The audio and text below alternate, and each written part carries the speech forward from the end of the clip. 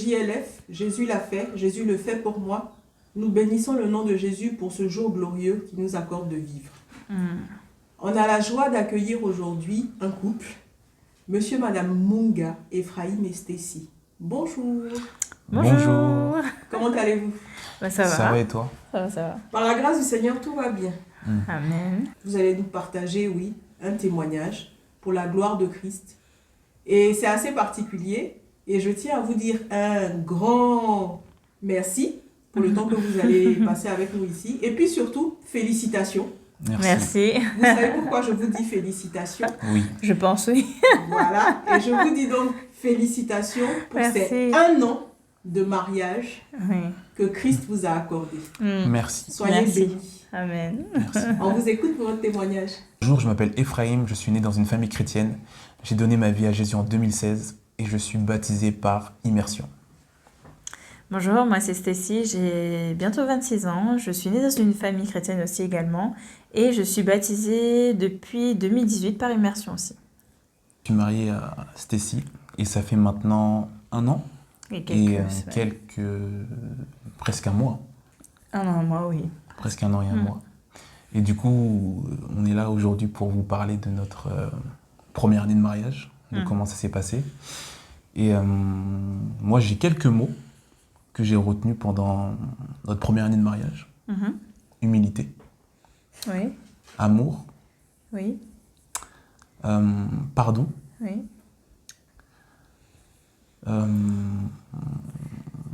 J'en ai peut-être d'autres, mais toi, est-ce que tu en as? Patience, je dirais.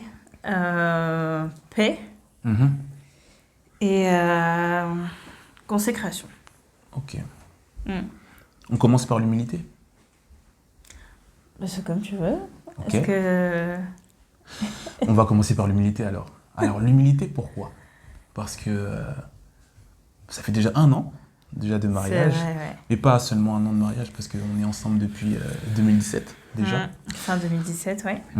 Et du coup, dans le mariage, et même avant le mariage, j'ai constaté en fait que c'était l'humilité qui a été comme un tremplin pour notre relation. Et qui nous a fait grandir aussi au sein de notre couple. Parce que faut savoir qu'on est des hommes et des femmes, on est différents. Et on avait déjà nos caractères, nous déjà bien prononcés déjà à l'époque. Et se mettre en couple, c'est penser à l'autre aussi. Et c'est penser à comment va réagir l'autre, comment est-ce que l'autre va prendre certaines choses. Et parfois, voilà, il y a des frictions, il y a des différends. Et on apprend en fait à se remettre en question et à se dire ah oui, là peut-être que j'ai été un peu loin dans mes propos, ou peut-être que j'ai pas assez considéré ce que lui ou elle voulait dire. Et à se demander pardon aussi. Voilà, très important. Parce que c'est l'humilité qui précède le pardon. Et à chaque fois, au final, ce qui nous empêchait de nous dire pardon lorsqu'on s'embrouillait pour divers sujets, c'était l'orgueil, au final. Oui, tout simplement l'orgueil et peut-être, oui, la fierté aussi. La fierté, oui. En gros, j'ai pas envie de reconnaître que tu as raison. J'avais pas envie de reconnaître que tu avais raison à certains moments. Et vice-versa. Ce qui fait que parfois, tu t'allais dans ton coin, moi j'allais dans mon coin aussi. Et au final, on perdit du temps. Oui. On perdit du temps. Moi, je perdis du temps au salon, dans mon coin. Et de l'énergie aussi. Faut se dire, hein, ça a l'air d'être un peu anodin comme ça, mais quand on s'énerve ou quand on est fâché, frustré et qu'on est dans notre coin, on perd de l'énergie.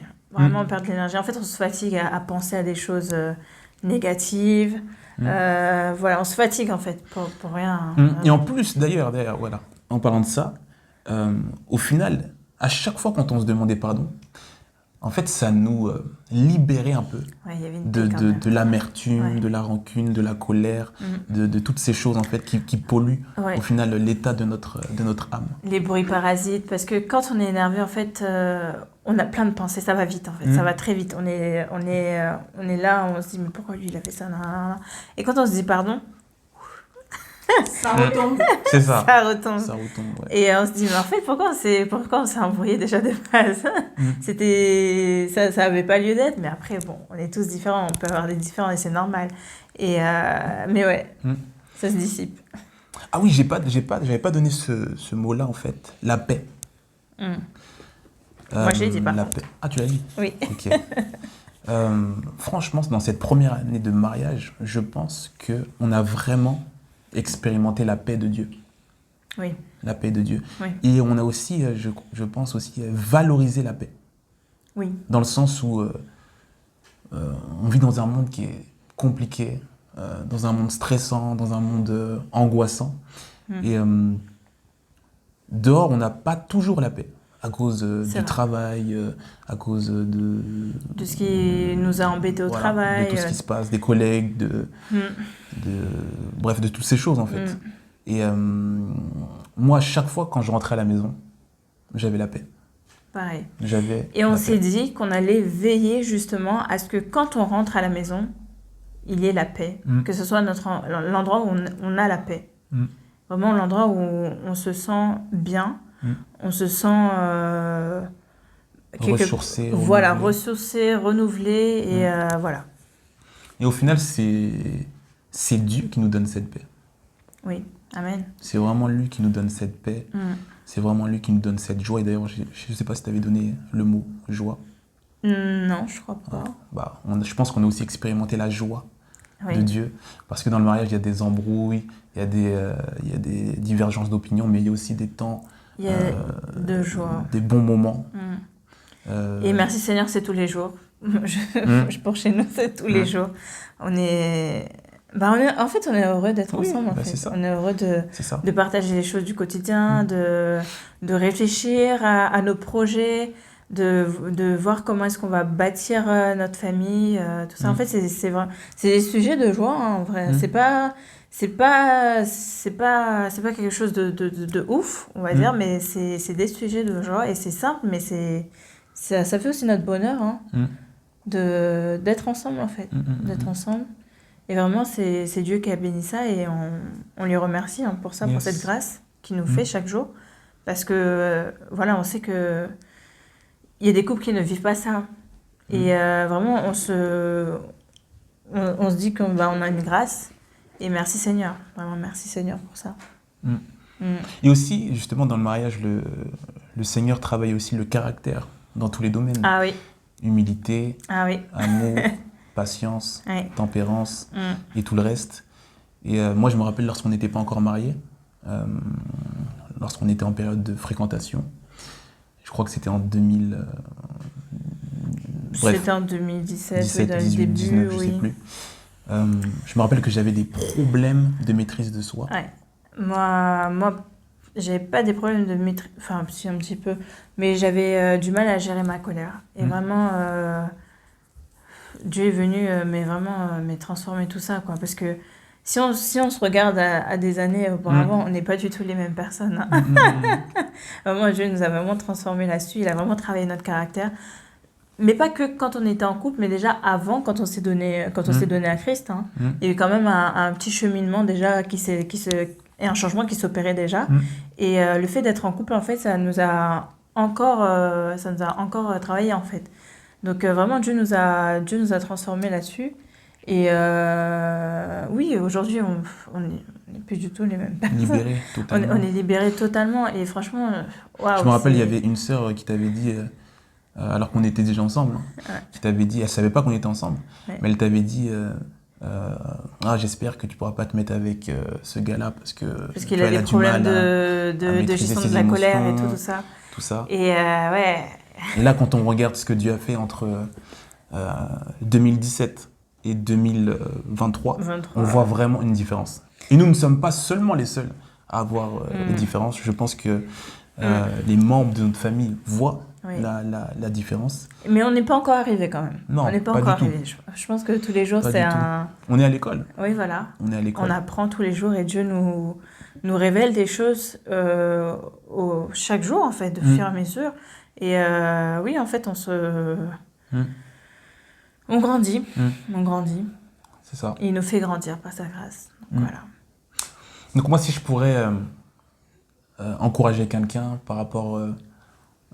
à la gestion des relations dans son ensemble. Non, en général. Que ça soit dans le cadre du mariage ou dans une relation amicale. je dirais qu'il faut faire preuve d'humilité. Qu'il faut vraiment faire preuve d'humilité. Se remettre en question. Se remettre en question et pardonner. Parce que lorsqu'on ne pardonne pas, on alimente justement l'amertume, la rancune, toutes ces choses en fait qui nous empêchent d'être en paix au final. Ouais.